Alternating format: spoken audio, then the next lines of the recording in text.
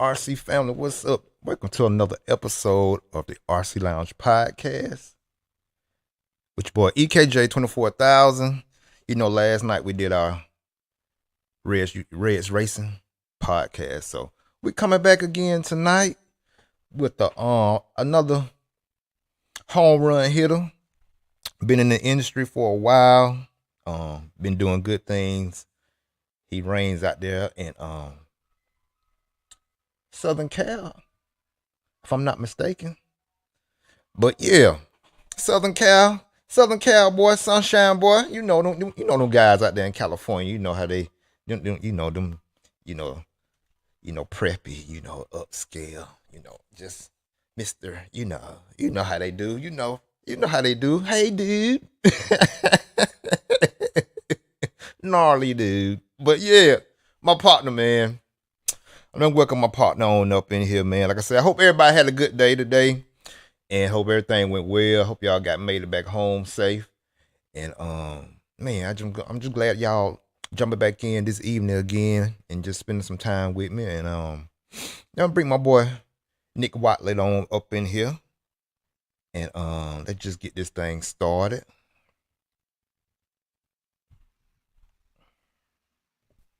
Okay, Nick. Welcome in, Nick. Yes, sir. Getting back on the mic. Yes, sir. Yeah, man. So yeah, this is my partner right here, Nick Watley, man. Wally Bills. I also was featured on the RC and No Name RC podcast with Keenan Lefty, and like I said, he been killing it with RC for a while, man. And but yeah, welcome, Nick. Welcome, man. What's been going on with you? What's been going on? Too much, just working and Yeah. racing and doing all kinds of fun stuff. Trying to get back in the gym. Yeah, bro. Trying to be better. It's been I good. got you. I got you. I got you. I got you. But yeah, Nick, just tell everybody how you get started in the RC. How you get started in it.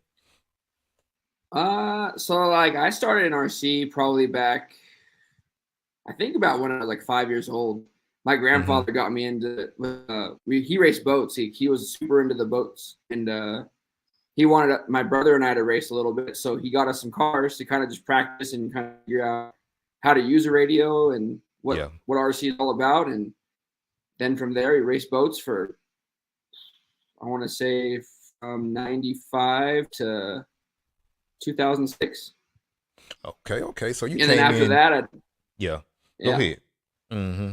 Yeah. And then I, after that, I found some cars and I was like, oh, these are kind of cool.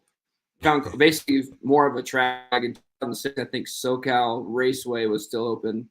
yeah. And it was, they had a couple races there. And I was like, oh, this is pretty rad. So we started doing that a little bit. And then Mm-hmm. SoCal ended up closing. I raced 8 scale a couple times, but I was terrible at it. Like my cars fell apart every race. Yeah. I And got then you. OCRC opened in Mm-hmm. 2008, and at that time I was looking for a job, and I went up. I was on our RC Tech and was like, "Hey, like, do you guys need any help? Like, you guys hiring or anything?" And he's Yeah. like, "Oh yeah, just come on down. I'll talk. Just talk real fast." I'm like, "Okay." I basically walked in the door and found RB, and he's I like, got "Well, you. can you start tomorrow?" I was like, so I ended up working there from '08 to 12 and then into Associated from then. Okay. Okay. I went Associated 12 to 19, did Mm-hmm. Wally builds on its own for a couple of years, and Yeah. then went back to Associated. I I got you. lasted a I couple of got you. years, and then I went to now I'm at Amain. So Yeah, yeah, that's what's up, man. bouncing That's around a little quick. bit. Yeah, that's a quick little overview, but we gonna back it back around. But yeah, yeah, that's a quick good update. Bring everybody around to who you are and where you are and what you got going on. But yeah, we just gonna reverse that journey back around a little bit. But yeah, man, you remember your first RC car? I know you said you was more jumped in it really with the bolts and stuff at first.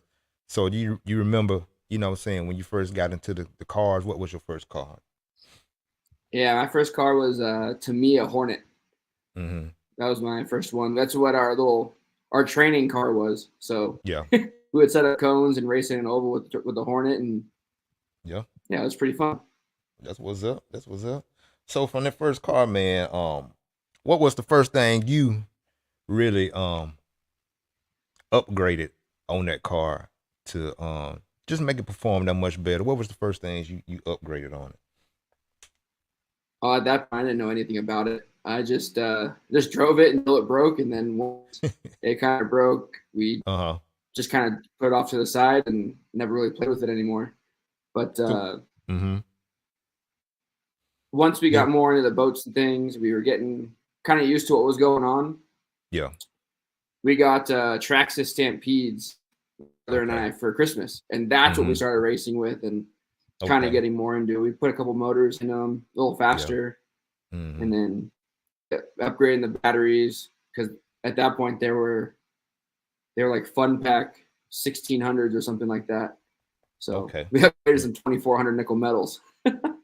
I got you. I got you. So that's going into getting the stampedes, and so you start replacing the batteries and stuff like that. So was that really the first step into you being a very detailed guy, far as like, okay, may need to change this battery and switch this around, or you know, or maybe if we need to do this to make this look a little bit more better, more like a car, we may need to lower it down. So how did those skills come in, far as like, paying attention to fine details and stuff like that? I would say I didn't start till way later. Mm-hmm. Mm-hmm. At that point, I was just like, oh, I just wanted to go. If it breaks, I just want to fix it and drive it again as fast as I can. I didn't really want to Yeah. upgrade it, really know too much about that. So I was like, oh, I'll just keep driving until it falls apart, Mm-hmm. and then we'll fix it again. But the skills and details, that stuff kind of came around the time of SoCal. So I got 2006 Yeah. era. Okay. That's basically when I got really into the racing side. Like I kind of went back to boats, just race boats full time. Really didn't do anything with cars outside of Mm-hmm. just playing with the Stampede. But in Yeah. '06, when I found out SoCal, I started with a Losi triple XT at the time. Mm-hmm. Yeah. So it was like a triple XT that my friend had, and he's like, hey, like if you want to run it, you can try it and see if you like going back, and you want buy something for yourself. Yeah. So we did that. I got hooked. I ended up having, I think it was like two triple XTs, two triple X, a bunch of triple X buggies. So it was like a triple X BK2, a triple X CR, and then a double X4 and a triple X4. So I had all those, kind of trying to keep them all together as a kid. It was kind of hard. Yeah. But Yeah, that sounds I like that don't. was And a. then at that point, I got into kind of wiring, Mm-hmm. but didn't really know too much about it. I was kind of just starting, but I knew what I wanted it to look like. I didn't know how to do it. And I remember the guy at SoCal at the time was like, "You're using too much pressure on the soldering iron. You're basically like your soldering iron is bent because you're pushing too hard." Mm-hmm. And then he's like, "You see how the wires are all smashed out?" He's like, "That's what we call smashed hands." So Yeah. push down the wires too much, and they just go. Whoop. Mm-hmm. So I learned not to do that pretty quick. Okay. Okay. Okay. So that's kind of. I mean, just think about it, bro. That's kind of how you from that, just paying attention to those details, soldering and stuff like that, and is that kind of how you kind of like notice yourself, kind of gaining a little weight. That's why you jump back back in the gym. You know what I'm saying, and getting yourself Yep. back You sit in this chair back. too long and you just start gaining weight. Yeah, man, it's like that, bro. Especially when you sitting down a lot and you on the go, and you grabbing first thing you see to eat that, what I'm saying, that's convenient, really. You know what I'm saying, and you just Yep. caught up in that lifestyle, and before you know it, you can gain a little bit of weight and stuff like that. But you back in the gym now. I said you on Facebook, back in the gym. What you what's your workout plan been so far? What you been doing to keep yourself looking nice and stuff? I'm really focused. Monday, I'll do chest day. Tuesday, I'll jump on and do biceps, triceps. Wednesday, I'll take off. and then I'll jump back in with shoulders on Thursday. And then Friday I'll do legs. I don't really like legs, Mm-hmm. so I might skip that and change it to something else. But yeah, I got to start getting back on the leg thing. I'm also gonna start riding my mountain bike a lot more. Yeah. Me and Jimmy Fishback are gonna start riding Yeah. since we're pretty close to each other, so we can go ride together. And then back on the dirt bike, I want to try and ride at least try to ride on Sundays. See how that goes out. Yeah. But that's what's up, man. Like I said, stay at it. I know it gets tough, especially with work. 'Cause I deal with the same thing, and so I try to stay a little active. And I know it's tough, going to work, coming home, then got to go work out, basically going back to work again. You know what I'm saying? So, Mm-hmm. but yeah, Yeah. it's a grind, but stay with it. And them days that you feel like you need to do a light day or whatever, you don't feel like pushing really hard. Take them days, just get you back fired up for them days that you know you need to, go heavy days. You know what I'm saying? So just pay attention to Yep. how your body feel. That means a lot. You know what I'm saying? It really does, especially if you're getting older like me. I'm an old man, so I have to pay attention to it. So but yeah, Just man, your keep body. at it. Yeah, man. We only get one. You know what I'm saying? We only get Yep. one. So we gotta, keep it up, keep it looking good, and you know what I'm saying, just should be in the best versions of ourselves that we can be. So, um, man, I'm proud of you, man. Just keep at it. Keep at it. So is it any specific weight you want to get to, like pounds? What in the goals you got? What you got? Yeah. So when I first started going back to the gym, I think it was about May or April, Mm-hmm. May-ish, and I was hitting about 275. Mm-hmm. And I was like, that's the heaviest I've ever been, and I don't want to do that anymore. So the goal right now is to be about 200, 210. Yeah. I mean, if I Okay. can get down to 190, that's cool, but I think I'd be happy with 200. Yeah. Currently floating around 240 at the moment. Okay. Okay. Okay. That's what's up. Just stay with it. You'll get there. You'll get there. Okay, Mm-hmm. we're gonna jump back in the RC, man, and okay, like what classes do you run? What's your classes you run, Wally? I mean, I'm all about the nitro stuff. I love 8 scale, Mm-hmm. nitro buggy and e-buggy, because e-buggy I can kind of run whenever through the week. Mm-hmm. Nitro more so on the weekends. I usually stay with just the buggies at this point. Truggy every once in a while. I'll pull out the truggy for like Silver State or DNC or Yeah. larger events that are like a week long. But all the stuff that Mm-hmm. we have out here, it's one day, maybe 2 days. So I just stick to the two classes. It's just easy to have two buggies. Yeah. And then every Okay. once in a while, since I have Coyote Hobbies like 20 minutes from me, so Mm-hmm. I'll go run over. I'll run 10 scale every once in a while too. Okay. Okay. What you run for 10 scale? What's your 10 scale cars of choice? Right now I'm just running a B7, Okay. just a drive buggy. Mm-hmm. I got a short course kind of being built right now. I have a 4-wheel that I have to build at some point, but since I don't do it too much, I just kind of use 2-wheel to kind of sharpen the skills because Yeah. everything happens so fast in there. So Mm-hmm. it's kind of like a Keep training tool for 8 scale. I want to put it as. You think so? You think it really helps, man? Because like I said, I've been contemplating on my head for years, man, to go and get me like a 10 scale buggy, like a B7, and just run that from time to time, just to keep.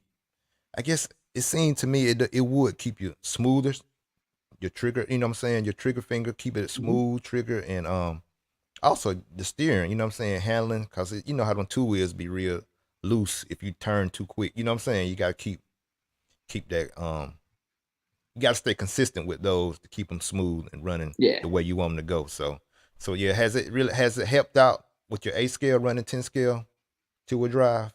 I think so. Yeah. Mm-hmm. I think the biggest thing I take away from it is that the 2-wheel, like, first off, it's only a 5-minute race usually. So Mm-hmm. you have to like, on your game from when the tone starts. You don't really get that long remain privilege of everyone takes off kind of slow, kind of gets a feel for where they're at and starts racing. Mm-hmm. So running 10 scale and being able to just be like in it and ready to go at the tone, I think Yeah. that helps a huge. And the other thing is like how fast the car is and like how responsive the car is. Yeah. It just keeps you sharp. Okay. So the 8 when you go run 10 scale for like a week, and then you go jump on the 8 scale feels like an 8 scale buggy feels like you're driving a big truggy. I got you. So Yeah. Mm-hmm. I think Cool. just driving something that's a little harder to drive Yeah. makes the larger car easier to drive, Easy to drive. even though it's Makes sense. Yeah. smooth to bumpy, but the reaction's a little slower. To the store. I got you. Yeah, that makes sense though. I can see how it make the bigger cars easy to handle, easy to drive, and you can put them where you want to put them when you used to putting that small car, where you want to put it. So it makes sense. Hmm.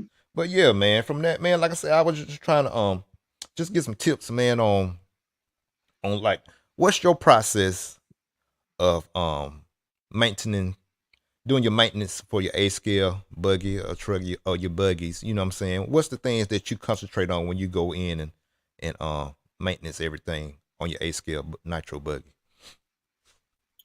I mean, there's a lot. I tear my car down. It depends on the level of race. If I'm going to club race, like I'm gonna go Yeah. club race with that car on Friday, I'll just clean it up, make sure nothing's broken, make sure everything's good, fire it up, make sure there's no issues with the glow plug or I got you. anything weird that might have happened at the last race that I didn't catch, and Mm-hmm. then call it good for there. But if it's like for a JBRL, Yeah. even that level of race, which is like a big club race series, Okay. uh, Yeah.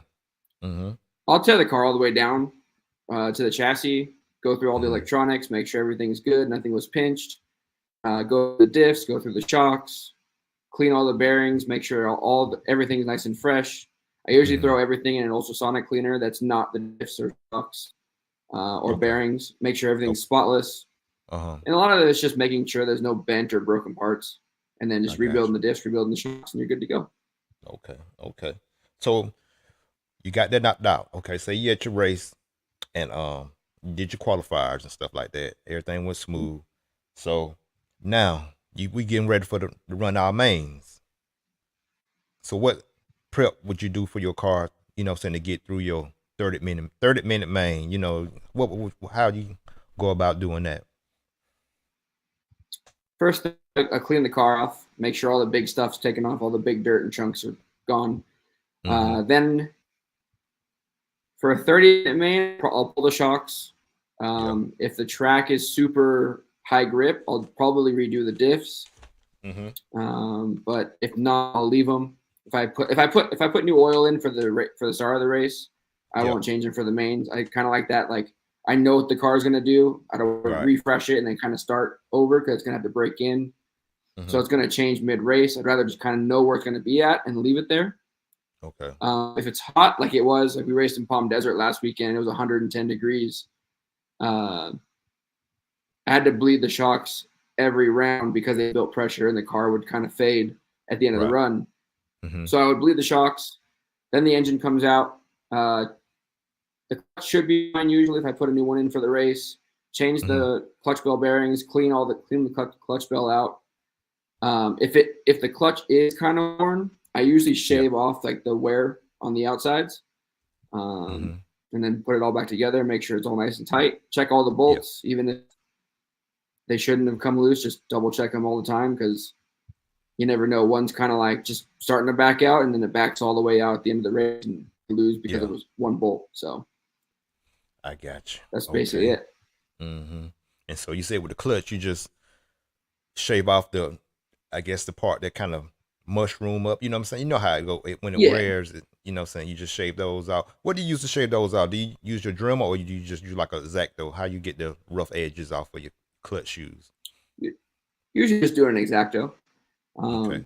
It's usually soft metal to where you can, or even the carbon, where you can just kind of shave it down a little bit and it works just fine. Mm-hmm. Okay. But you can either way. People use a Dremel too.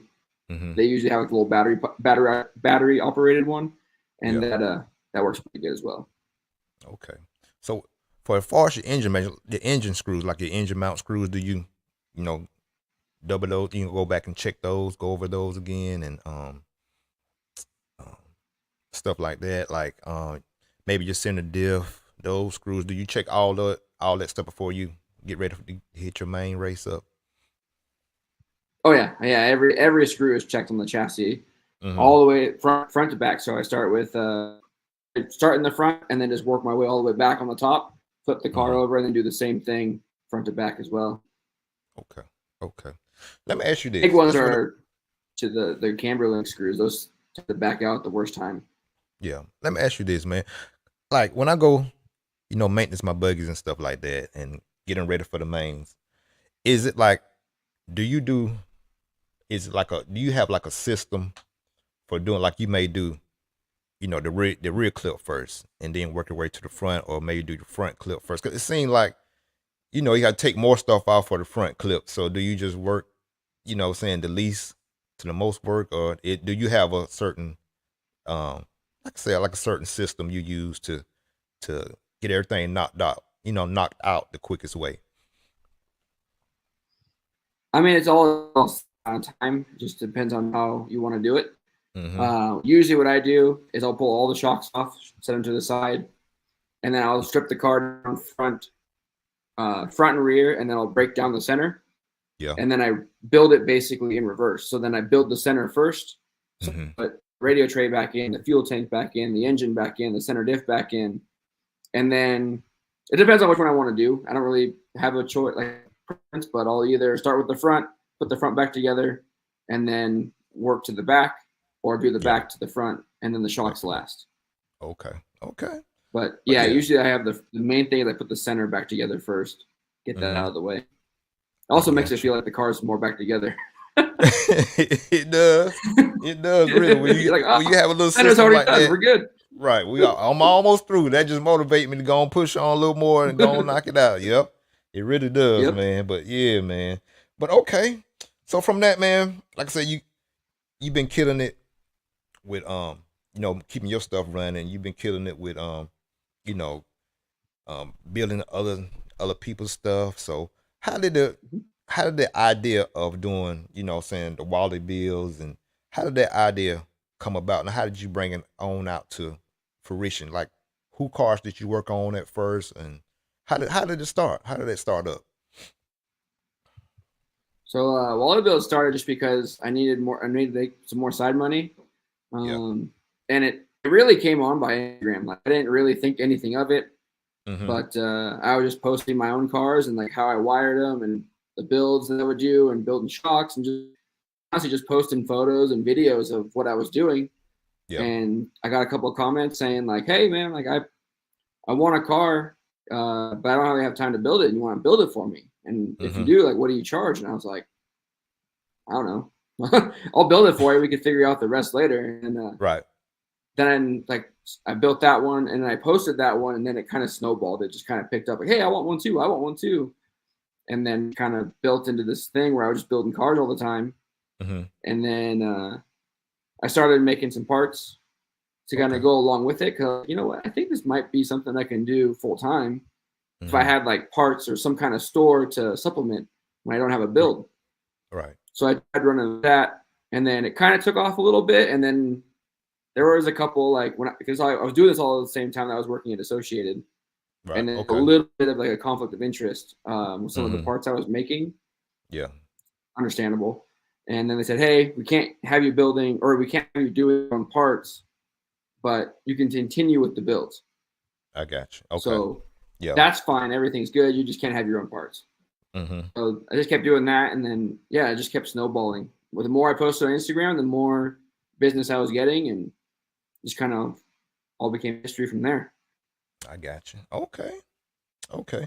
So did you get your own trailer or your own shop, or did you just start working out your parents' garage, or your garage, or how did your setup, come to reality and stuff like that? How did that come about?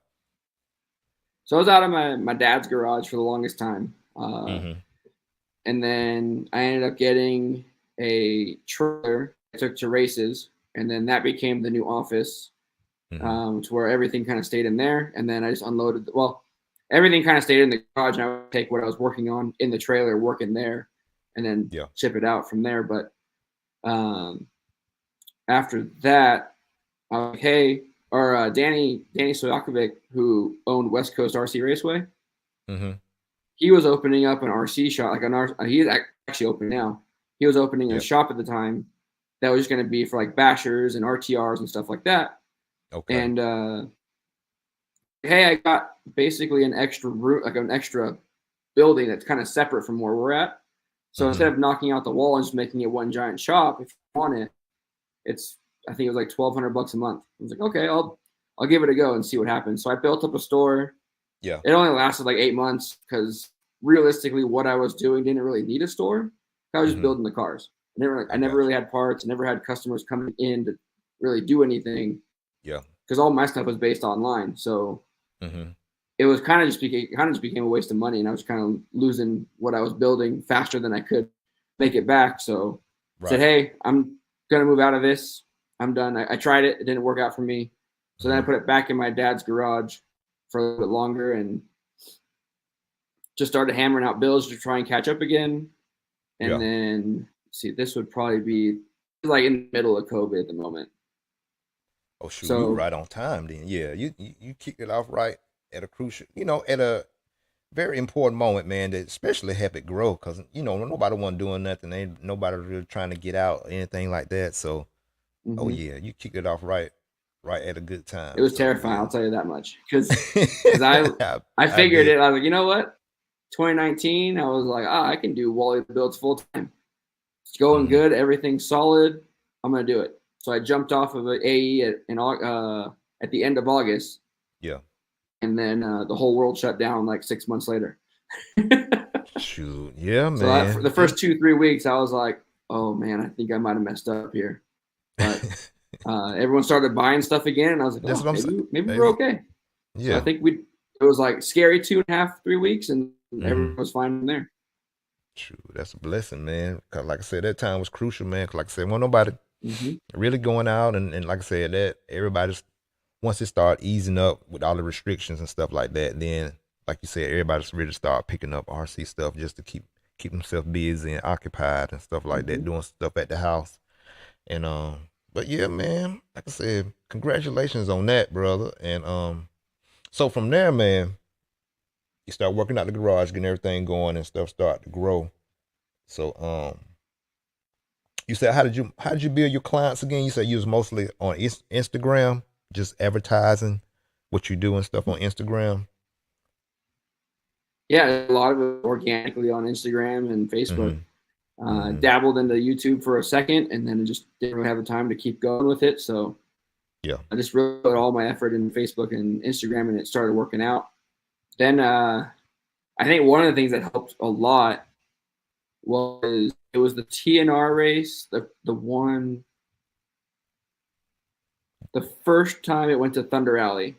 The So I very think first one, I think. Mm-hmm. 22. No, because the first one was at SoCal Nitro. I went to that one. That's when I was running Okay. a JQ car. Mm-hmm. So I think it was the following year.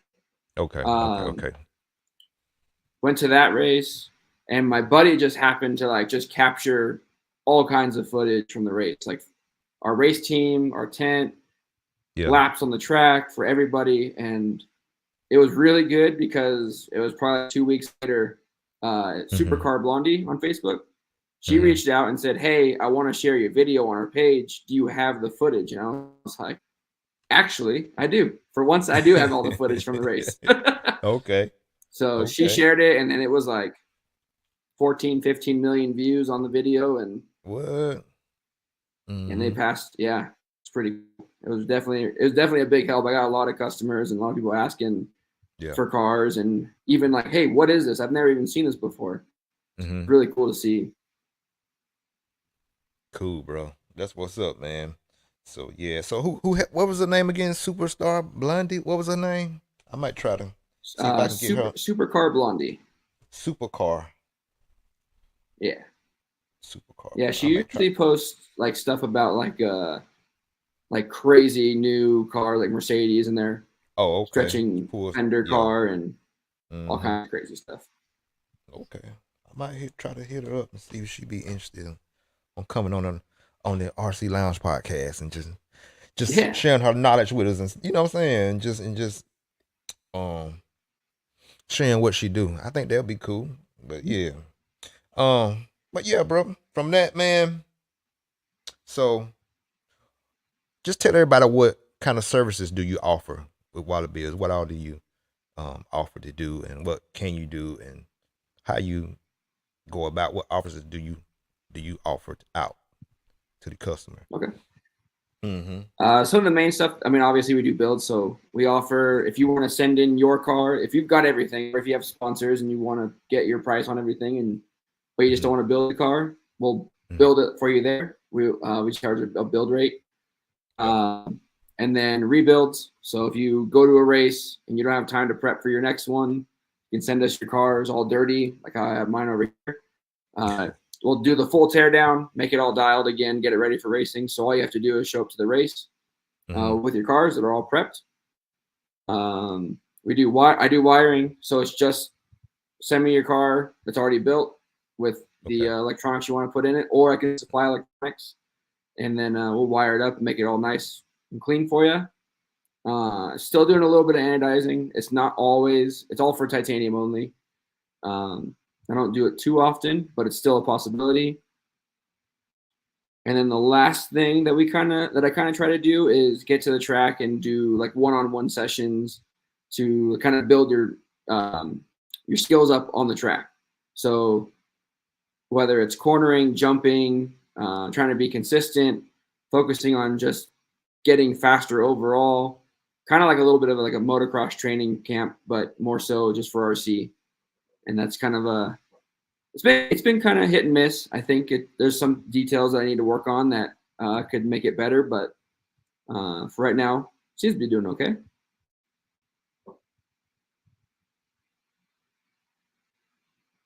I think we lost Corey.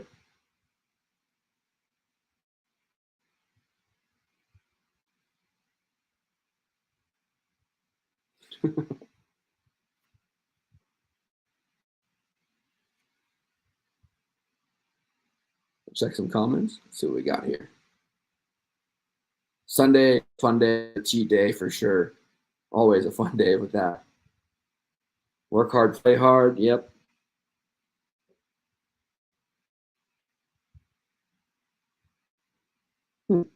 Still trying to find out where Corey went.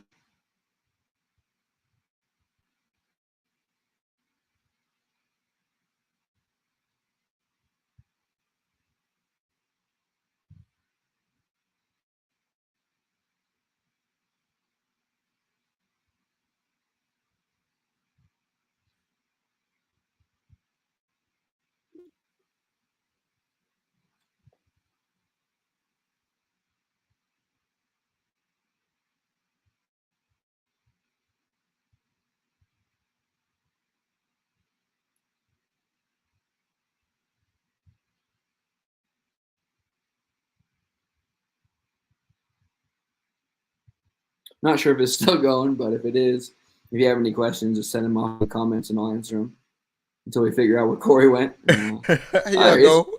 There you go. Man, hey, I don't know. I guess we had a little power glitch because the lights flicked on, came back on. You know what I'm saying? Flicked off and came back on. So I guess it just had a glitch out there. I guess at the little circuit breaker thing out there or whatever. So I don't know. But we back. You know what I'm saying? It happens. Gotcha. I All don't right. even get mad no Yep, more. we're all good. Yeah, okay. But yeah, man. So what we talking about? What you offered from your bills and stuff. So Yeah. Yeah, yeah. we're talking about the builds, the rebuilds, and then some wiring, and then some of the coaching that we do at the track. So yeah, pretty good. Mm-hmm. Okay. Okay, that's what's up, man. So, um, do the prices differ? Like if you do like a nitro buggy or either a nitro truggy, does the prices differ from what you're working on? No, nitro to nitro to change, but like nitro to electric does because I do break in the engine, kind of get it Mm-hmm. more so you can just drop the car on the track and go. Yeah. And with electric, you obviously don't have that, so it's all based on hours. So what I charge is 35 an hour, and a Mm-hmm. nitro obviously has more break-in time, so that kind of adds more to the time rather than just the electric car being done, ready to go. Okay. I got you. I got you. You got some cars over there you can just show everybody like some of the stuff you do Yeah, or um I'm a I mean, it's a little I'm dirty. a That's straight off the track from Palm Desert, but mm-hmm. this is what I race. The RC8 B4.1, Okay. all Protect out here. Cool, cool, cool. Okay. So Gonna describe get it a this little thing ready to bit. What go club race tomorrow night. yeah. What you working with? What kind of engine and pipe and what servos you got in there? What you got? So I just threw in the new RM.1 nitro engine from ProTech. They Ryan recommended that I run the ultimate pipe with it, so I have an ultimate one-piece 2141. Yeah. And then for servos, I have the 170 TBLs in there. TBLs. Okay, that's what's up, man. It looks good. Those are It also looks good. project servos. Do you do wraps or do you do paint or whatever? Do you go that deep into it? So I did the wraps for a little bit. I Uh, thought they were pretty cool. Kind of mm-hmm. go with the photo style thing where you can kind of just show up with a blank car and then wrap it and be ready to Yeah. go. So you have to wear it on a painter. But then my buddy Scott, who pretty close, I take him to the races with me, and he helps me out a lot. He likes to paint. He picked it up and was like, "Hey, I think I can paint some bodies. If you want to send some my way." And Yeah. he's been awesome. Like he figured it out so fast, and he's learning stuff really quick. So went back Okay. to paint just to support him and get him Mm-hmm. going too. I got you. So yeah. Oh, okay. Man, they're just awesome. It just funny how God put the right people in your path to help you out to to do certain things that you're trying to do, and y'all seem like y'all on one accord and y'all like-minded guys that's trying to do the same thing to help people out, and how he just line the right people up with you, especially when you into the thing that you really really really like to do, passionate about doing. How God lined up the right people to work with you to get the job done and make it easier for both of y'all, and it benefits both of y'all at the same time too. So yeah, man, that's what's up, man. Like I Yeah, say it's from definitely a cool little group that we've got going on. uh-huh. So how did you develop your race team? How did that happen? I mean, the race team kind of just kind of had a little couple of discounts and just wanted to help out some of the kind of up and coming kids. The whole Mm-hmm. idea for our stuff was to never really be like a factory team, like what you would see from Associated or TLR or Mugen or Mayako, any of those brands. Mm-hmm. We wanted to be like kind of the step before you get there. So, Okay. because obviously those brands have a lot of like, hey, we want you to be a good person on the track, off the track. We want you to be fast. We want you to know how to talk to people. We want you to be good on social media. You Yeah. want to do those type of things. You're going to be because you're representing a brand and you do it professionally. Mm-hmm. So I wanted to be the link from the raw kid that just knows how to go fast Yeah. to bring him into knowing what they're going to want. Like, hey, you want to become sponsored? You want to become a top driver? Let me help you kind of transfer from just the rowdy kid that can go fast, doesn't really know how to do anything else, Yeah. and we'll get you into that position where like you look like a good candidate for the next their driver. So that's kind of Mm-hmm. where it came from, and then we were just kind of helping kids out, getting, and then like older guys too that would kind of wanted to still do it. Yeah. But just making sure that they have all the skills to kind of take it beyond. Because for the longest time, we didn't have any like, hey, you have to run this car, and we're gonna run this engine and all this. Mm-hmm. So it was just show up with what you have. We'll take you under the tent, we'll guide you through, and if Yeah. you land a new sponsor, kind of don't get rid of us, but you can. We'll be back. We'll be like one of your like little sponsors. That's really fine. And Mm-hmm. that's been working pretty good so far. Like we have a new kid, Noah, who's like a hot rod local, Okay. and he's a rowdy little kid, and but he Really? knows how to go really fast. And we're Yeah. kind of grooming him to like figure out like, hey, you can't say those types of things or you can't do those things.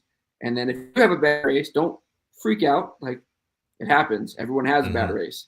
Yeah. So just take it with what you have and then move forward and learn from it the last time and for the next time.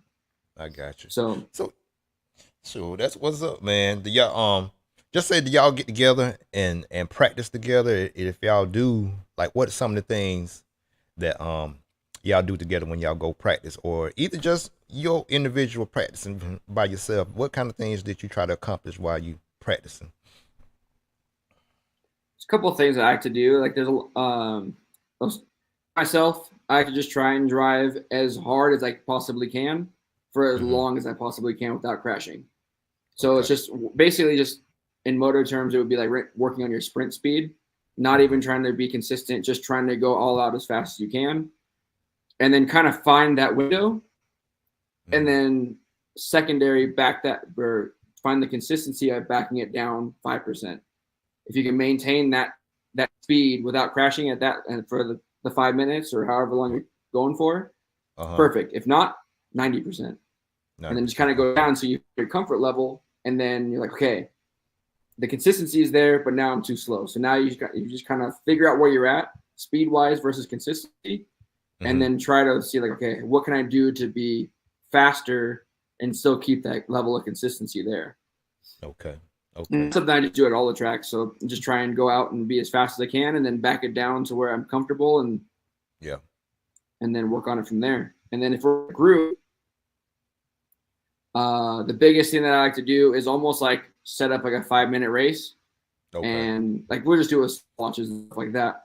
But then just go out and battle like you're in a race. Get that feel going. So like you're kind of teaches you how, or you gets you more accustomed to being in that moment of racing, rather, because anyone can go out and just rip off laps by themselves and not crash and have it like, oh, I feel pretty fast. But then you show up to the race and you're like, oh, I'm a little off, even though I felt super fast. So if you can get into that mindset of being in the race, it just, and the more accustomed you get to it, the easier it is to do it on race day. So getting 3 guys together and then just having like a all-out battle, trying to overtake each other the whole time, it kind of teaches you to be okay with the situation, and then learn how to manage it while you're in a race, when you're in a full race situation. That's cool. Yeah, I understand that. Yeah, because like I said, it just teach you. I can see how that teach you how to control those nerves and still stay smooth and consistent, and feel, you still want to feel that pressure. You know what I'm saying? That's going to push you. You know what I'm saying? But still stay under control, and you run your line and still, you know, be at your best consistency that you can be. So, but yeah, okay, that's what's up, man. I'm gonna use that myself. I'm gonna use that for sure. But yeah, so how did you get hooked up with Lefty the Great on the No Name RC podcast? How did that relationship build up? So that happened before I was around Kiyomako stuff. So what happened? I'm not sure. I think he had me on there once, just kind of like how we're doing here. Yeah. And then I think he was like, hey, like that was a pretty good show. Can we have you on more often? And I was like, yeah, I'm in for some. And then we started doing more. And then with the JQ and Mayako thing, then I was kind of like a staple every week. So, but when I left Mayako, it was definitely terminated right because of that. Speaking of that, what happened with Miyako? Cause you was in there and you was like pretty much like a manager, and you was you going to do like some of the bills and stuff like that? I know you have a lot of knowledge about like setup and stuff like that also, and so you tell us about what happened with that relationship. What happened with Miyako? I don't know if I opened up more here with JQ again, but hey, but no, everything was going fine. We just disagreed on a couple things on the way that he wanted to run it versus how I thought it should be done, and rather than kind of sticking around and making it a big scene at a race or something like that, I was like, you know what, like this isn't going to be for me. I think I'm gonna hop off the train here, and we'll just see how it goes. That's what's up. That's the best way to be, man. If you see that it's gonna be a problem, and you see it's gonna be a problem on down the line, and it's best to end it. You know what I'm saying? Just like with that girlfriend. You know what I'm saying? It may end up good and seem good. Right. You know how that go, man. So it's best to, you know, cut it, you know what I'm saying, from the beginning, instead of going down the road and something blowing up and it be just a big mess. You know what I'm saying? So the deeper you get into stuff, the harder it is to leave. So when I wasn't quite matching, it looked like I was gonna match up too well. So you know what? I'm gonna be out. I'm just gonna go my way, and I wish you the best of luck. And there we go. Okay. So what were you gonna do now with cool. Miyako? Thank you and I are cool again. I understand. I know y'all cool. That's that's why I'm open really to talk about it now. You know what I'm saying? So so what was your plan to do, you know what I'm saying, with Miyako at that time? What were some of your goals you wanted to do? So some of the stuff was, I mean, some of the basic things were just like having a plan and like Mm-hmm. knowing, hey, this is our goal that we want to reach. This is how Mm-hmm. we're going to do it, and then moving forward with that. But Yeah. I know like how manufacturing goes. It pushes things back, and you can never really get it spot on when there's always, especially with a new product. Right. So it was Mm-hmm. pushed back a couple times, but then I was told like we're not going to do a plan. We're just going to wing it, and I'm like, that's not really exactly how I operate. See, So yeah, I you have a operate by plan and then like a list of goals to like achieve to get to that cheat end goal. that end And then goal. he didn't Right. want to do that, and he didn't see that. So I was like, oh well, Okay. yeah. I was supposed to end up being like what Beach RC would. Well, actually, I think Beach RC was going to do the same thing, but he was out too. But Mm-hmm. we are gonna be like West Coast distribution and East Coast distribution, I got you. so that we Okay. can have like all the parts and everything, and Yeah. be like full trackside support going to all the races on either the West Mm-hmm. Coast or the East Coast. Yeah. And then that was gonna be my, and I think we're gonna do some like cool like one-off builds with the Mayako cars. Yeah. Um, and then we're gonna do like a SoCal edition, I think, at one point, but yeah, it all kind of fell through. I got you. I got you. So just from that, I know you really started doing more independent stuff, like having your own setup, like at races, like at Silver State and stuff like that. You have your Mm-hmm. setup. You'll do, tires and whatever else anybody else may need. Like you said, getting the cars ready for people in between rounds. You know what I'm saying?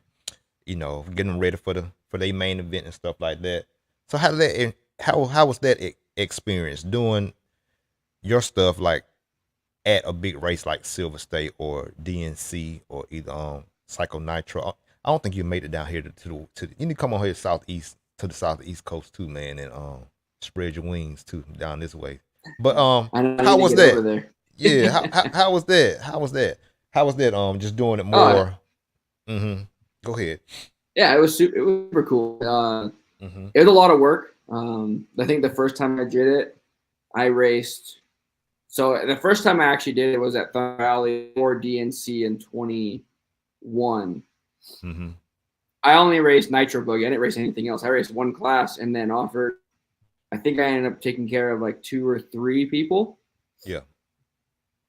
So I was prepping all the cars, racing my one class, and then on the days that I wasn't racing, I was fully like locked in with them, making sure all their stuff was ready, Mm-hmm. um, and then kind of watching on the track, making sure their cars are looking good. If there's any changes, I say, hey, I think it's too soft in the rear. Maybe it needs a little more support. Right. Kind of all the guidance that I could, Mm-hmm. and then once we did that, we're like, hey, I think we can do something with it. And then at the time, like my ex, Caitlin was like, that's when she tried her tire, the Dirt Donuts thing. Yeah. Um, hey, what do you think about me offering tires to like gluing tires for people? I'm like, I Mm-hmm. mean, try it. Put it on social media, just see if anyone takes it. Yeah. The next morning, there was like 7, 8 people just lined up in front of our tent, just like, hey, here's a bag of tires. I think the first Yeah. race, so DNC that she did, I think she glued 70 sets of tires for the week. Okay. Wow. She was busy, huh? And then Mm. we kind of left that race and was like, I think we could do something with this, like doing the services at the race, like trackside support, getting ready for the races, and then Yeah. you mounting tires. I think we could do something with this. And then we took it to Silver State that year. Right. The Mm-hmm. intent, we had 5 people that we Mm-hmm. were going to wrench for. 5 people, and they all had about 3 to 4 cars or classes per person. Right. And then she ended up mounting like I think like 90 to 110 sets of tires. Mm-hmm. And I brought 2 people with me to kind of help keep everything together and like keep everyone happy. Because there was a lot of cars. There was like we were fielding like maybe 22 cars with mine. So that weekend was hectic. That was a lot going on. There was no rest. It was up at 6 a.m., out of there at midnight, 1 a.m., and then get back up and do the same thing the next day for 5 days straight. And it was just like, I don't think I can do this. This is going to be a lot. So we backed it down. I only did like 1 or 2 people at a race for a while. And then I had another guy that it was kind of like I shut that down completely and then just had one guy that paid me monthly to maintain all of his stuff. So he's like, hey, these are the races I'm going to hit this month. I need him ready for these 2 or 3 races. Okay. So I'd have his stuff ready to go. Mm-hmm. We go race, bring it back, prep them, get ready for the next one. And that worked out pretty good. And I think if I were to get back into that, it's hard to do with when I'm not doing this full time. Right. That's kind of the structure I'd go with again, just a monthly deal where I keep the car and it's always prepped and ready for you when you want to go out. Okay. So yeah, like I said, I just noticed that, and like you say, you had Caitlin working with you then, and so she's still working with you now, or what's? No, so we've kind of full on our separate ways since we broke up. So I got you. She's on her own now. I don't know if she's doing dirt donuts anymore or if she's on to something else, but all the best to her. Awesome. That's what's up. Just from that, bro. So how did this opportunity came about for you working a little bit more deeper with Team Associated? How did that come about? Was it from the past stuff you've done, and then you went back with them again, or just tell us how that came, how that happened? So after the big COVID thing hit, I thought everything was going pretty good, and I was kind of maintaining, and everything was going well. But I kind of like capped out, and I was like, it's not really growing anymore, and I kind of I just want to make more money, and I just haven't got there. So I kind of wanted to keep it kind of what's actually where I'm at now, where I have my main day job taking care of all of my bills and personal stuff, but then Wally Builds kind of covers my racing. So it's basically kind of, and it's like it works double because it pays for all the racing with all the money that is profited, but then also a write-off as well. So every race thing is a write-off. So the racing thing just kind of keeps this nice little cycle and keeps itself running. But then, so at that time before all that happened, I was looking for another job, and just randomly my boss texted me and said, "Hey, what would it take to get you back at Associated?" And I was like, "I'm listening. What do you need?" I was this is like the most perfect opportune time. So I'm like, "What do you want?" He's like, "What do you? What's the position?" And they're like, "Oh, all you gotta do is run social media." I'm like, "I'm in. Let's do it." That was easy. Yeah. So that's what you. I ran all the social media for the first year, and then worked more into the marketing side of things as I kind of progressed through there for the second year. Okay. So how was it running social media? What all did you do? Just explain it. Just break it down to us simple people. Let us know. We just using this to get the inside scoop to see what all it does. How you do it as far as like social media promoting and stuff like that. So what all did you have to do? It's a lot of just talking with influencers. So you're kind of timing everything. You're timing product releases, and then kind of doing a plan for like, okay, we want to drop this product on this day, and then we need to kind of keep people informed about it. So we need to do something every maybe like once a week, and then you kind of offset it and cycle it through each day. So like this car is on Mondays, this car is on Tuesdays. So if you have 3 or 4 releases in a week, then you're kind of just offsetting them all the way through the next 3 or 4 weeks.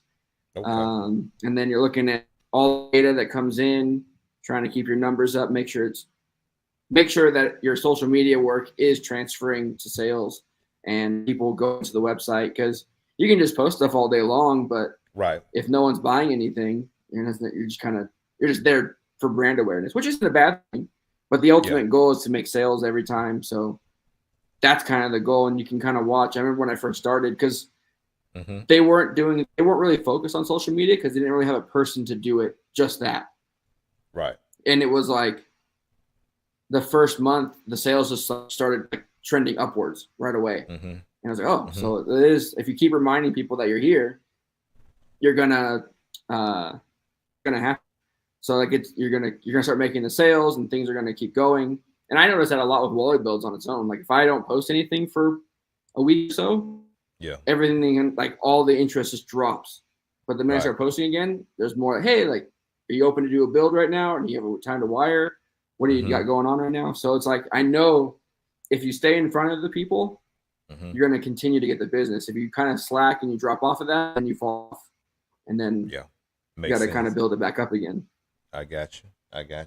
So how main thing is just being consistent with it. Yeah. So just going back a little bit to the Wally bills. So how long is your turnaround time typically? Generally like 2 weeks. That's what I try to shoot for, because that's me getting the product in, building it, and then shipping it, and having like a week or so to build it and then ship it out. I got you. Okay. So you like you said, use mostly real deep doing the social media part with Associated. So so what kind of ended that, and what opened up this new great opportunity with Amain Hobbies? So how did Associated end, and then how did you go on and got this great opportunity with Amain Hobbies? Long answer and the short answer, and I'm gonna go with the short answer just because I don't really want to put all that out there. But there's a lot of changes going on over there, and again, a lot of people aren't really agreeing with it. So at the same time, I was kind of like looking. Wasn't really like I hadn't found anything. I applied at Monster, I applied at Vans, I applied at all these different areas to try and get something going on. Maybe even if it was outside of RC, just something new. And then some of the guys at Amain said, just randomly, again, like it's most random thing. It always kind of happens at the right time. Hey, like we're looking to expand our team over here. Like, how are things at Associated? And I'm like, actually, things aren't as rad as I thought they were going to be. So things are changing in a hurry. Okay, well, send me your resume and then I'll forward it to the guys and we'll see if we can put you somewhere out here. I'm like, okay. And I was, well, at the time I didn't really think much of it, because I was like, I'm not going to move to Chico. That's 9 hours away, and I'm not going to make that jump for no reason. And then they reached out, and then I had an interview with them, and to them like, hey, we're looking for another social media guy. But if that doesn't work out, we have this other idea that we're going to release here soon. I can't say anything much about it. You might be a good fit for that section too. I'm like, okay. So I'll be open to it and whatever you guys want to do. And then it kind of like died out. Like I didn't hear anything for like a month. I was like, oh, I guess that didn't work out. So I'm going to go try another thing. And then Tracy, who was one of my bosses when I worked at Associated the first time around. She went there 2 weeks before I did. And she was like, hey, send me your resume again and your personal email. I was like, all right, like, cool. 30 minutes later, I got my job offer and said, hey, it's kind of working backwards. You're not supposed to get the job first before you interview, but we want you. We know you're going to take you. So this is the offer. What do you think? And if you're good with it, we'll start doing all the paperwork. Like, I'm good with it. I'm in. And it was a full remote job. So I worked 100% from home. And then fly up there if I need to do anything out there. Like we went to training for 4 days in one of the first weeks. So man, it's been really good. See that wallet? Yeah, man. Now you got two jobs. You still got Amain. Yeah. And you still can do your bills and stuff. You right there at home. You see how, man. See what I'm talking about? Yeah. That's a good opportunity. I'm excited because there is a little interest to kind of combine the two at some point. I don't know what that all entails, but it's been mentioned, so I'm excited for that. And if that happens, cool. If it doesn't, I'm cool with that too. So it's definitely there's a lot of opportunity with this move, so I'm excited for the future with it. That's endless, man. Because like I say, they can use that too. You know what I'm saying? They can use you know what I'm saying, building some kits or whatever they have, even just to put on display, to go out, do presentations or doing events and stuff like that. And you have fresh kits that's, you know, you built with your own flavor, built to, you know what I'm saying, built in the way you like it, and dressed up real nice and pretty, you know, with all the bells and whistles, and you know, you putting your flavor on it and just making it that much better too. And that draws a lot too. Cause like I said, we just did it's a RC track coming here. I stay in Alabama, and I stay in Montgomery, Alabama, called the RC Fun Place, and we just did an event at the we have a minor league baseball team called the Montgomery Biscuits, and we did an Hmm. event there at the stadium. You know what I'm saying? So we had the kids down on the Okay. field, and you know what I'm saying, letting them race like slashes and stuff like that, just to teach them, let them know that you know the business is opening up and stuff like that. And it was just a big man. It was just a bunch of opportunities, and then it was a lot of other vendors in the area showing their businesses off. So it was like a spot that you just show your business off, showing what you do, and you just showcase your stuff. And it was just a lot, man, of networking and showing what we did, and it was just a lot of interest because, like I said, a lot of people still don't even know we into it because we race and stuff like that. But Hmm. there's still a lot of people that don't even know that this exists and then you can race, and if you good enough, you actually could, you know, make a living for yourself just doing RC stuff. Yeah. You know what I'm saying? So yeah, man, that's what's up, man. So I hope everything work out, man, and you able to buying it too, because it seems like that's kind of like one of your passions that you probably would like to do. You know what I'm saying? And just get your Yeah. own It'd thing be really really going cool too. to do Yeah, that. yeah, and then having a major hobby shop like that backing you up too with different products that Hmm. you may need. You know what I'm saying? And working hand to hand. And Yeah. yeah, man, that's what's up, bro. That's what's up, man. And just like so Wally, so um, just from that, man, what do you think about our U.S. drivers, man, in the world this year, the results and stuff like that? What happened, Wally? What's the problem? Oh man, I don't even know. I It's What you crazy. think? I mean, I know the Europeans are pretty dialed on that layout because they are on that track just because they do that. They race there a lot. Mm-hmm. But I, I would imagine that our guys could have figured it out at some point. Like they knew what happened last year, so you should learn from what you like. Hey, we ran Two the years wrong ago. tires. The setup was wrong. Something they should have been a little bit more prepared this year, and it just seemed like Dakota was there at some point, but Yeah. just not Mason like he was was yeah, never. yeah. He was Mm-hmm. close, but he was never Mm-hmm. like on that pace where he was a contender. He was close to being contender. Yeah. But like I thought, like with the way Spencer is Rivkin with Mm-hmm. his like how he just runs 10 scale all the time. Like the high grip, like It would should be fit. able to figure it out and just Never never clicked. was even Yeah. a factor to me. Yeah, man. Like I said, I just feel And like, man, I know our associated car is really good um, on high bite stuff. So I don't know what happened there. I don't know if he got into his own head with the setup and just kind of lost it because mm-hmm. I don't know. I mean, Angara went good with it. That's what I'm saying. That's what I'm saying. Yeah. And then Canas did, he was right there in third, and then Boots was in second, and all those are I mean pretty much as far as like the tires, hot racing, Canas, he on J Concepts. You know what I'm saying? Hmm. So and then the Killick brothers went too far behind. They on J Concept stuff. Yeah. Um so I just think, man, us US guys gotta get our heads out our behinds and go over there to Europe and run more over there. And if we don't even do good over there, but we what we doing is we learning like a different kind of setup. So we have our setup Hmm. and learn their setup. So that's gonna make us more knowledgeable. You know what I'm saying? Yeah. Then because they come over here all the time Yeah. and I smoke us like mean, it. Ronald came over here and just he's That's what I'm right there saying. with us. Like he's not off the pace. Right, right. Like even like Canas was even at Silver State, Canas was on. The Killick brothers were on. Like Mm-hmm. all those guys, they can make that change and go from the high bike tracks and the smooth ones they have over there to driving on the Our moon. stuff. Basically, we have at Silver State.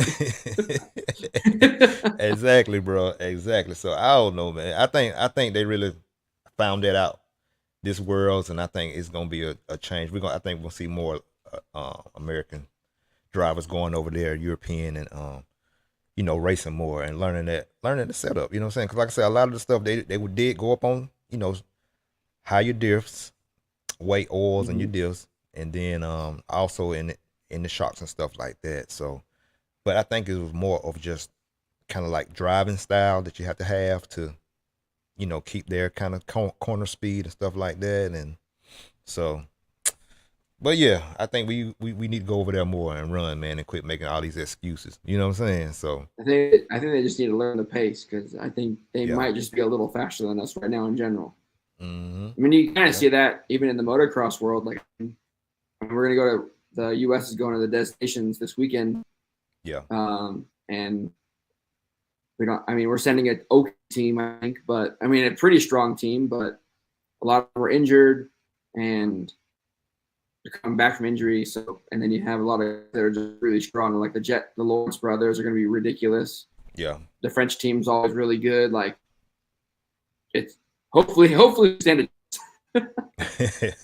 That's what's up. What bikes? Tell everybody what kind of bikes you ride, man. Dirt bikes. What kind of bikes you got? I got a 2017 KX 250F. Mm-hmm. My buddy Justin owns Moto Whips, so for the longest time I was training work on the bike for work on his cars. I would maintain all four of his 8 scale rides, Okay. and then he would do stuff on the bike. So it's got, aside from engine work, because I just want to Mm-hmm. make sure that it's just reliable and I don't have to rebuild it all the time. It's Yeah. got A kit suspension. It's got all the coatings. It's got tie exhaust. Yeah, it's pretty much got everything but engine work on it at this point. I got you. Okay. That's what's up. And then That's what's up. I'm building up a 110, a little Cali Mm-hmm. 110 to go right around, but we're gonna make it look just like the 250. The So 250. put Oh, some cool suspension on it and yeah, all man. the BBR stuff, and make it really cool and have Yeah. some fun with that thing. Shoot, And that'd then be awesome. build it up to a 130. I think we're gonna do. It's a little Mm-hmm. faster. This one will Yeah, have we engine work. yeah, go be a baby beast. You know what I'm saying? When y'all Yep. get through getting it right. But yeah, Yep. man, I just want to Gotta be able to push my weight around. That's it. That's it, bro. We gonna take some questions right now, man. Is that cool with you? Yeah. That was pretty much all like questions I really had, like legit questions. But we're gonna take a few of our my RC family questions, like R Oh. KRC. He wanted to know he had a question about why did you change from the Ultimate to Protect, and your opinion on both of the engines. So the main reason for Ultimate to Protec Mm-hmm. isn't I think one is better than the other. It's just I work for Amain now, so kind of representing the products that Amain carries. That's the reason for that. Mm-hmm. The Ultimate engine was really good. I loved it. It was Yeah. fast, super consistent, easy to tune. Mm-hmm. Protec, I would say, I'd say the Ultimate had more overall power. I think it was a more powerful engine. Mm-hmm. The Protec so far is a lot smoother and maybe 90 to 85% of the power that Ultimate had.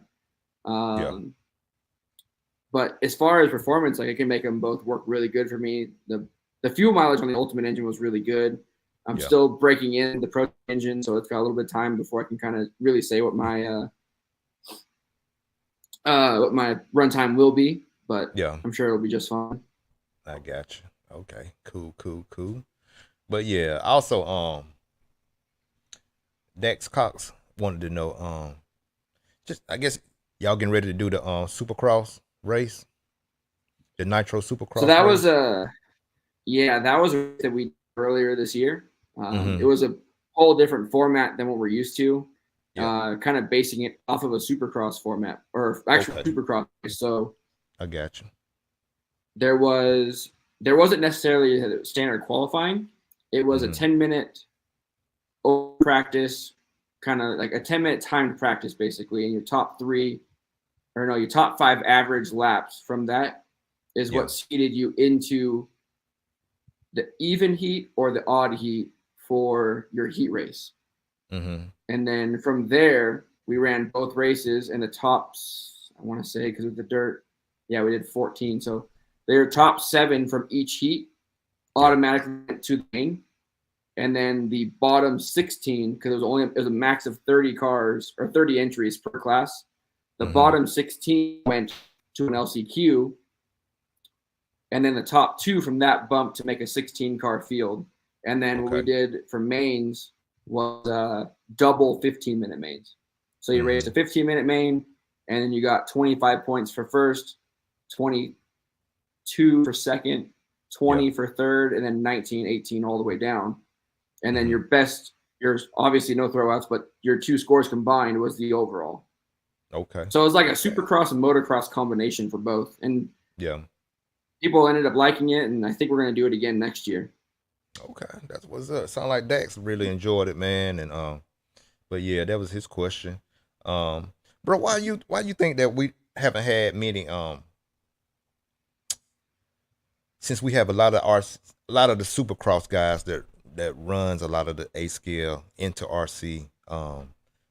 How come we don't have seen many races at like motocross events and stuff like that? It's expensive. It's expensive to get the spot because at that point you would be considered a vendor, and vendor spots are expensive at those events. I mean, they gotta make their money to pay for. I mean, they're renting a whole stadium, so they're going to make as much money back as they can. But that was one of the big things, because I tried to get that going with Associated. Like, we knew a couple of people that from Lucas Oil and that kind of do the promotions and all that with Vail stuff. So we're like, hey, maybe we can make something happen, but it just never came. It just never worked out. The one time that we got really close was for the Pro Motocross Series in 2020, but COVID ruined that one. So we were all set to have an 8-scale race that ran at the same time as the Fox Raceway National down in like Paris area. Okay. So we were going to have a race, but since COVID kind of canceled all of the racing for the rest of the year, it just never happened. So, and then I tried to like, hey, like if we get things going again, can we look back at it? And then there was just nothing. It was it just died out.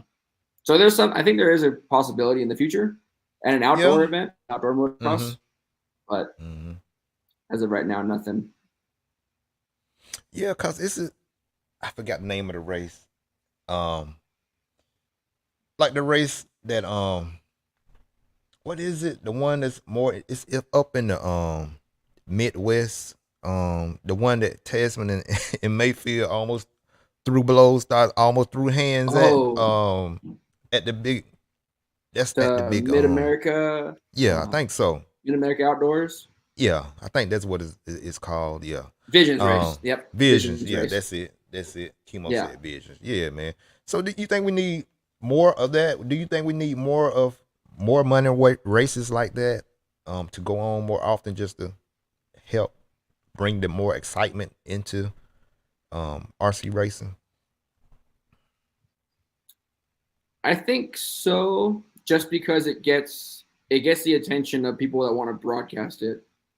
I don't think it's necessary to have a good race, but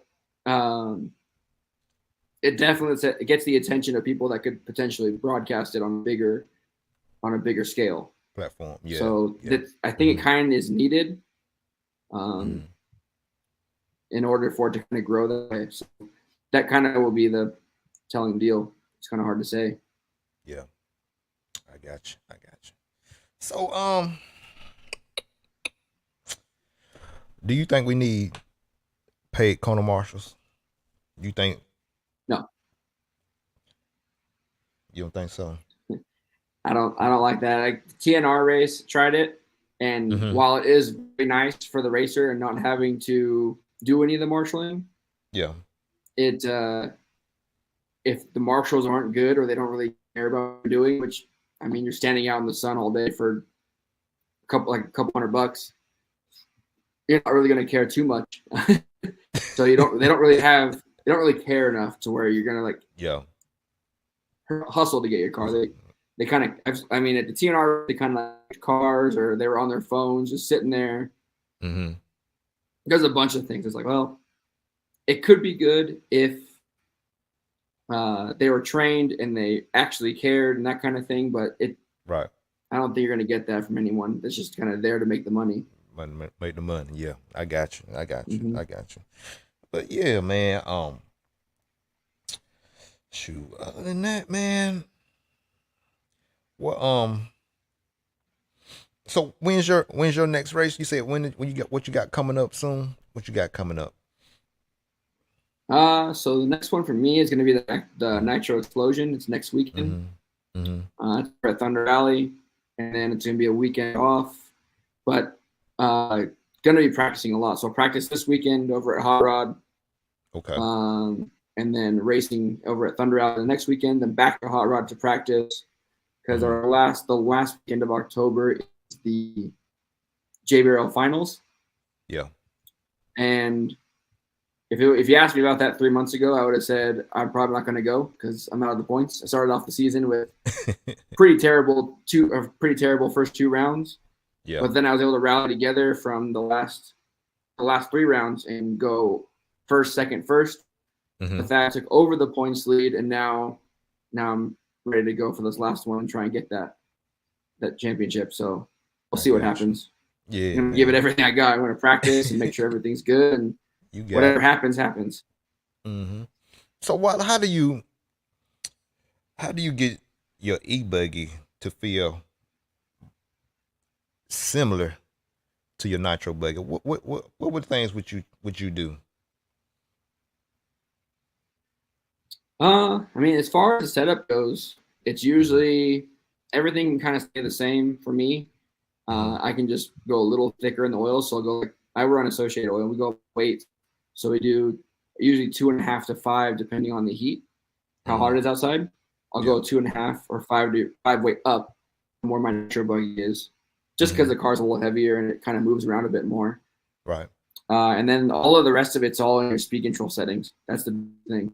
The biggest thing. You Mm-hmm. can really dumb down the power on the low end in Yeah. order to make it feel like it has that. I mean, you still don't want the e-bike to be fast because everyone else is going to be fast, but Mm-hmm. you can really smooth the bottom end out and make it so that you don't have to fight the car the whole time. Because my nitro car will have grip all day long, but my e-buggy will light the tires up Yeah. instantly if I let it. So the biggest thing is just getting your ESC settings really dialed in, and Mm-hmm.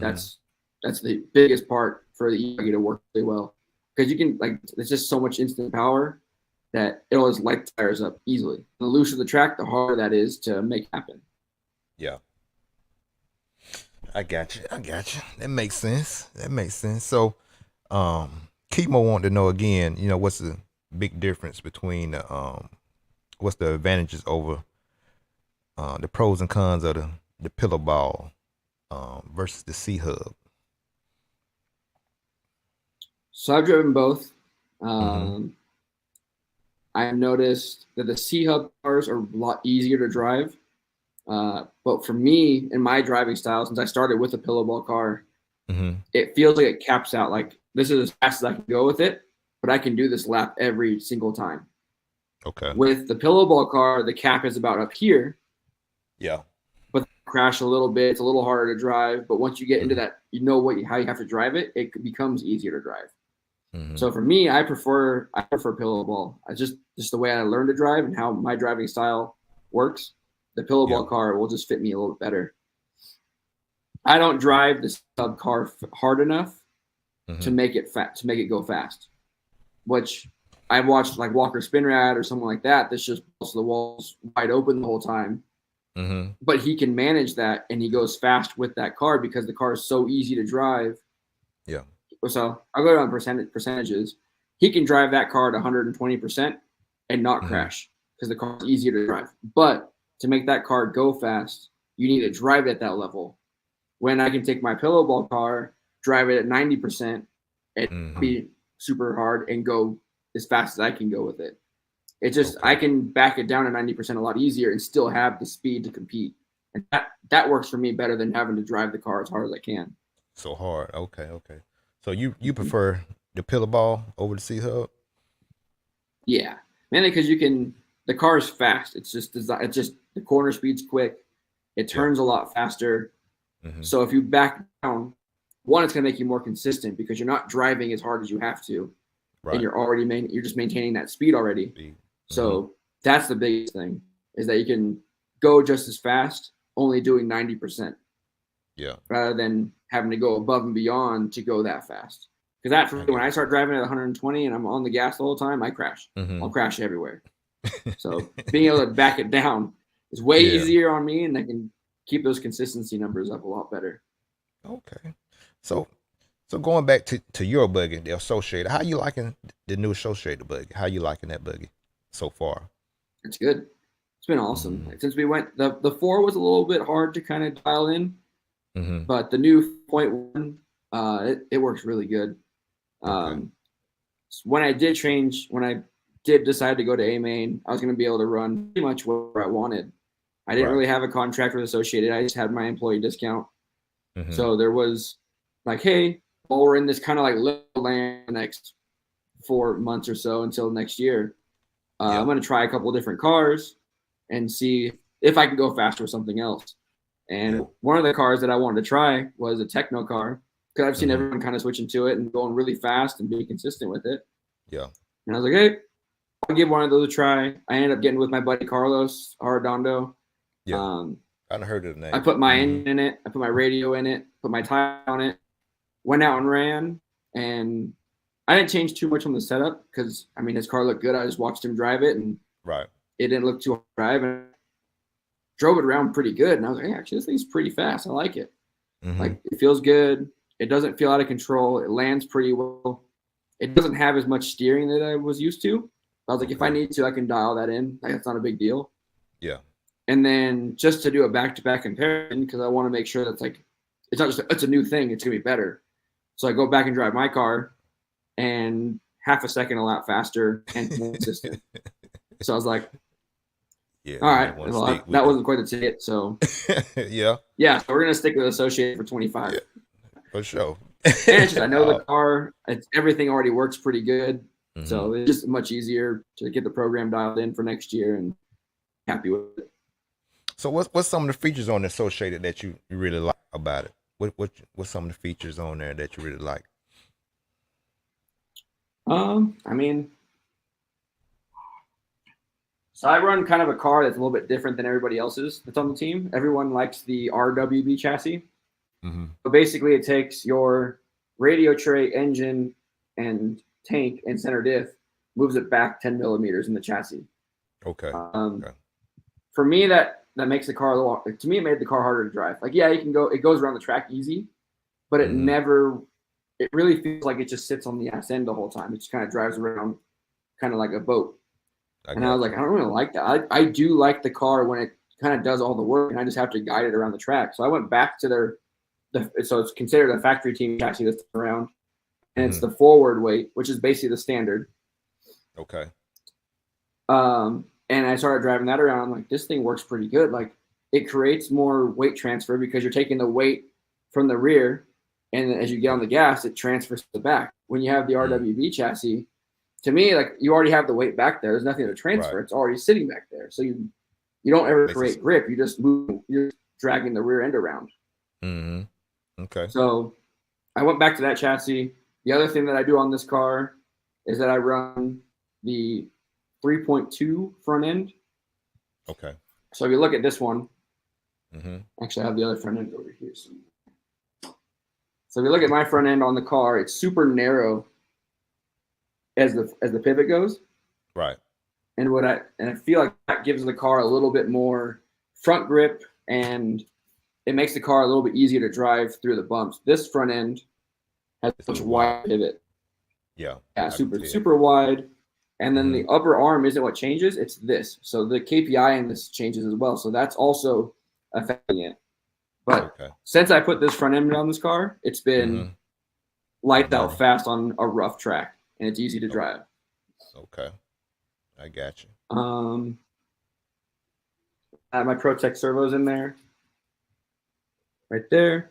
The only thing another thing that I have is the shell block, because with the standard C mount, you can't really get a 0.5 degree change. Right. but the C block offsets at 0.5, so you can get 3.5 degrees. 3.5. So if you need that extra toe, that Yep, extra grip in the rear, you can go and dial it in. Okay, I got you. correct. Mm-hmm. So you can get that. So right now I run my car at 3.5 degrees, but what I do, he's probably not gonna be pumped about this one, but it's part of what I run.